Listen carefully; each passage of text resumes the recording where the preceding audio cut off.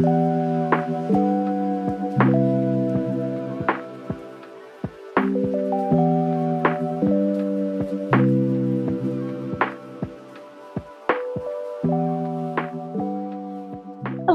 and welcome back to the vlog.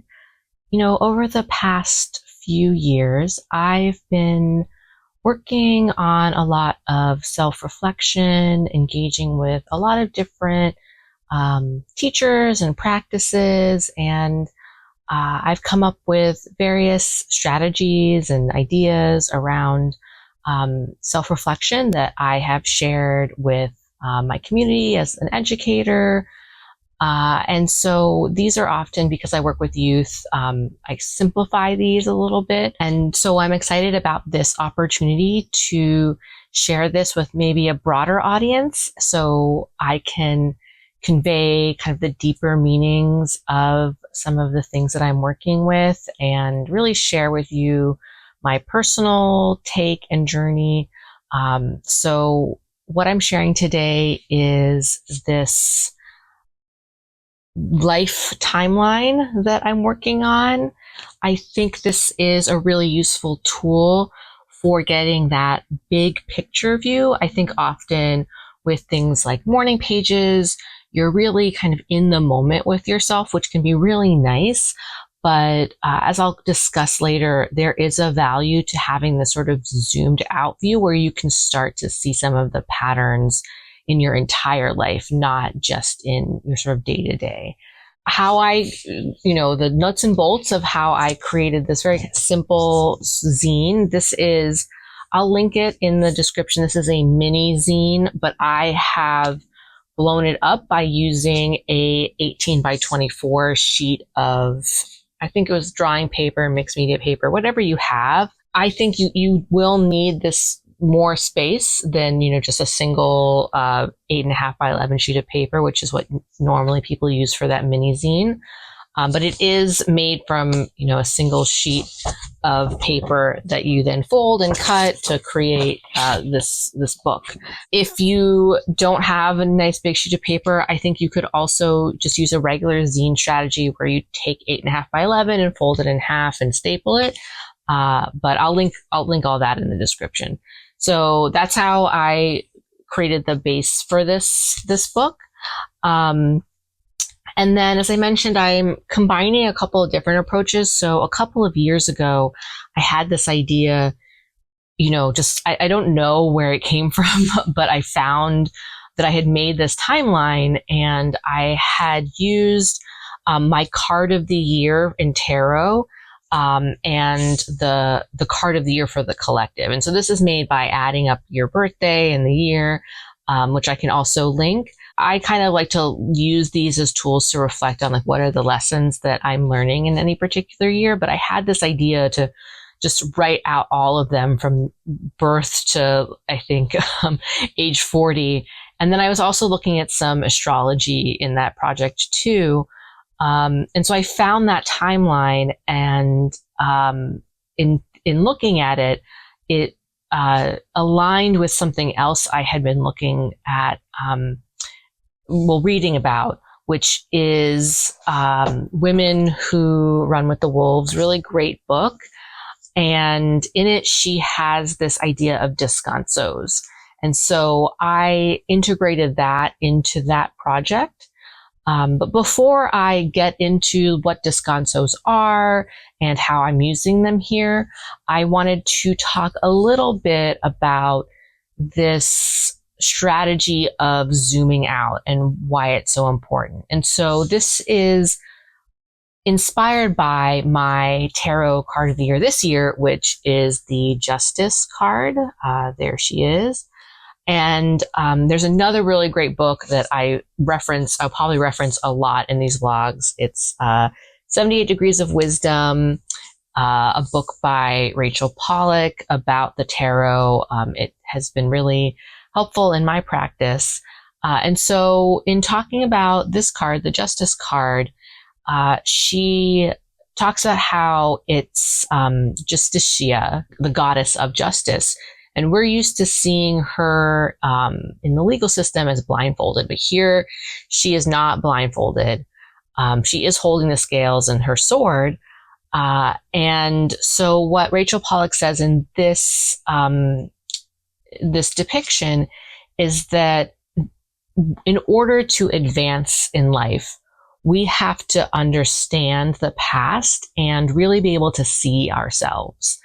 And that understanding deeper truths is, it's not just about going in and meditating, it's also about acting. And so that's my theme right now, is that I'm trying to do this work of understanding these patterns in order to change how I act in the world. Another thing that she talks about around action is that, and this card, is that we are formed by our actions and that we have free will. It's just that if you don't understand who you are and you don't understand your patterns, you're going to keep making the same decisions over and over and over again. And that's kind of what tarot is about, because a lot of people are like, well, then there must not be free will if you can predict the future. And tarot isn't really about saying X, Y, or Z will happen. It's about helping you understand the patterns so that if you want a different result, you can make different choices. But in order to do that,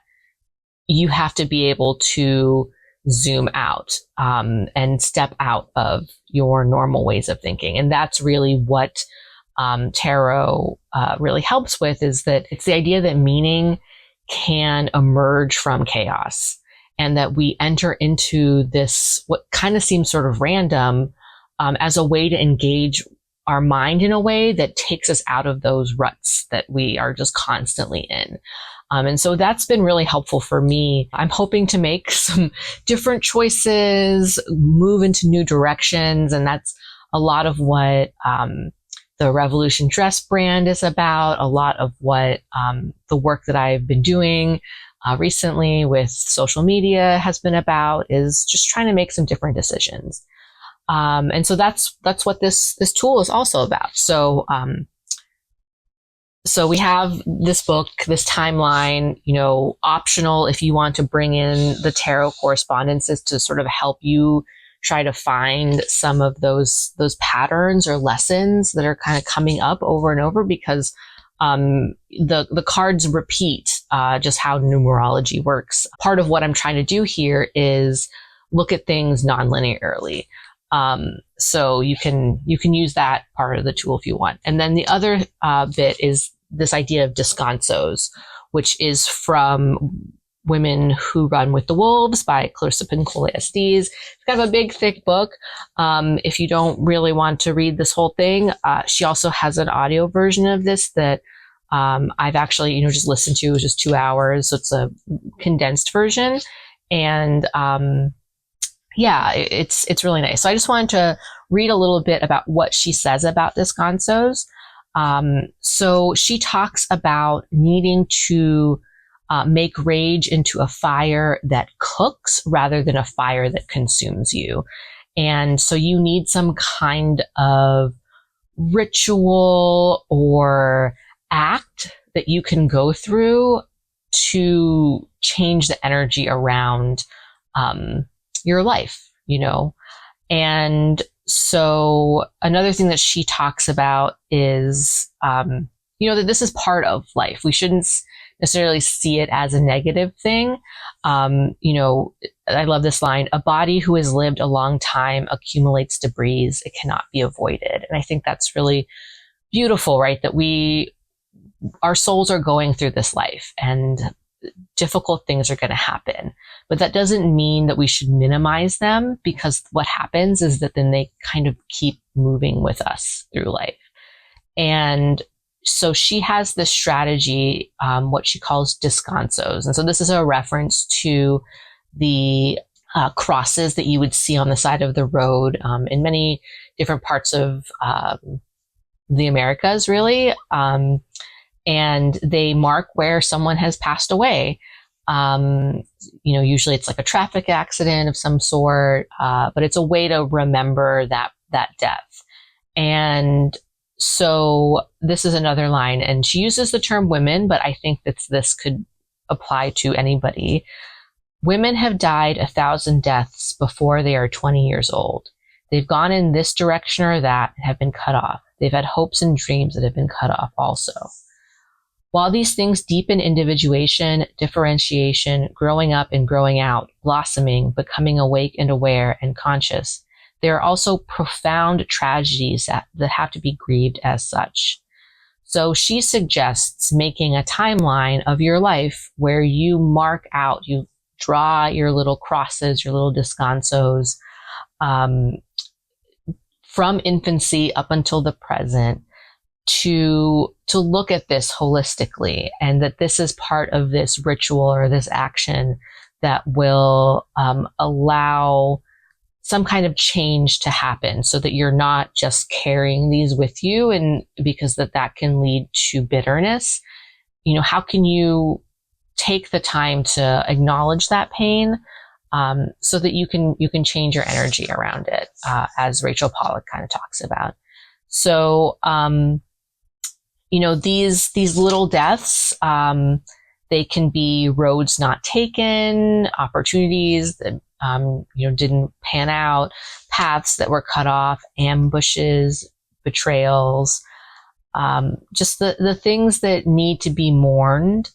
And you kind of just write a little cross. So you can see in mine that, I have my little crosses here. And so some of them land on the timeline because I know about where they happened. And she also talks about the forgotten ones, where you probably even have things that have happened to you where you don't even, like, your conscious mind doesn't remember, but you unconsciously are still carrying it with you. And so you also need to mourn those things. And so then I also have things that kind of, I don't quite know exactly when they happen, so I don't have them pinned to the timeline, but they're still pinned to the page. So she says that the descansos are about pinning these things down so they don't follow you around. So, lots of stuff going on in my life over the years. And so this is my timeline, my descansos. I also did add in things that maybe were not deaths, but just important things that happened in my life, or pieces of artwork that were really important to me. As I mentioned, I was also kind of interested in the astrology piece. So I did put in my Saturn return, which I'm going to talk about in a second, because that was really interesting to see how things had changed. So I think in using this tool, it's the process of making it that allows you that time to reflect on your life, on different things that happened to you, on decisions that you made, or how you I think in particular, it's me being able to see how I reacted to certain things that had happened, and seeing that pattern has been really interesting. So I encourage you to try this out. I think it's a really helpful. And so I'm still, like you can see in this last page, I haven't really quite finished working on this. And I think I want to do a lot of journaling around this and meditating around this. But I did want to just talk about, a time in my life that has really been coming to the foreground in other ways, but also in making this is my Saturn return up here, which is, over a couple of years. And, I was looking at it, and some of the things that sort of jumped out for me is like, yes, it was a time of a lot of struggle and conflict and difficulty. This was a time when I didn't have a full-time job that offered me any kind of stability. I was really cobbling together a lot of different things. And so there was a lot of stress around that. But in looking at this, I'm also realizing that the artwork that I was making at this time, I'm so proud of that work. It just I don't know, it came from this place that I had not wanted to enter into before. And yeah, it was powerful. It started out, early 2013 with this performance I did called Seated Woman, where I performed as an art, like a living art piece in front of the Fralin Museum of Art at the University of Virginia, really trying to call attention to the collection and the idea that, they had collected these divine objects, and that in their home culture are seen as living beings and as, part of the community, and that now they're sort of sequestered away in this institutional space. And so I was performing as Aji, which is an ancestor of mine. But I was seated on a plinth in this space where public art exists, and actually a Henry Moore sculpture of Seated Woman called Seated Woman had been there earlier, and so I was referencing that as well. And so I performed for 7 hours. So this was the longest durational performance I've ever done, and it took a lot, and it was also this sort of deeply. It changed my relationship to time. It was just like this deeply transformative performance. I started working with, like theater groups and working with, different people around Chicago. And I felt like my network really opened up in Chicago, which was really nice. And the collaborations that I was able to do with Femelanin, with Stephanie Graham were really great. And so this was also a time when my How to Be a Monster work was created. And, that work really, it was not the work that I had been making up until that point. And I feel like I also maybe moved away from it. I think it made me a little nervous. And so I've been reflecting on why is it making me nervous. I think some of that's justified given the current politics, but also knowing that the work is also deeply meaningful to the people that I care about. And so how can I return to this work, honor this work, and also integrate it into future work that I make? And so I've been thinking a lot about that. So one of the things that I've done is I, at the time, had really wanted to make like t-shirts and tote bags of this work. And I just didn't have the ability to do it. I didn't have the money. And so I am excited to finally like kind of give that gift to my past self that I have made tote bags now. And there's some other aspects of this work that I'm trying to revisit as well. And so hopefully I'll have more news about that. But that's been like a really nice thing to zoom out and see like this pocket of time where my work was really different, and seeing like that my Saturn return, Saturn is in Scorpio. And so I think it makes a lot of like the work is very Scorpio work. And maybe this is a part of myself that I need to honor a little bit more, and maybe not try to be so pleasing all the time.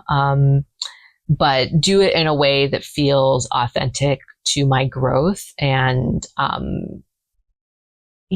just, I'm struggling for words here, but just trying to figure it out. Anyways, that's just a little bit about what I've been thinking about. And I did want to close with just a quick quote from Rachel Pollack, because when I was thinking about descansos, and then I did a reading and the Three of Swords reversed came up, but I read what she had to say. So this is the Three of Swords. So this means sorrow. And so I think this is connected to the descansos.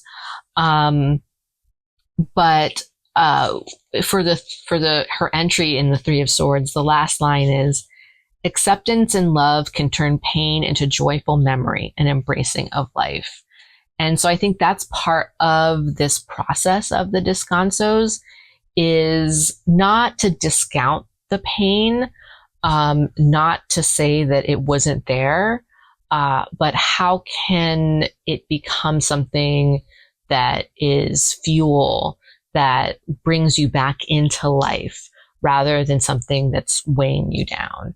So please try this out. Please share in the comments your thoughts. I would love to hear if this process is helpful. It is kind of an involved process. Like, I've been working on this for this specific object for a couple months now, here and there, when I have time. And I think it's going to take me a lot of time to process this. So maybe I'll do a follow-up later. But please share with me if this has resonated with you, and I'll see you next time.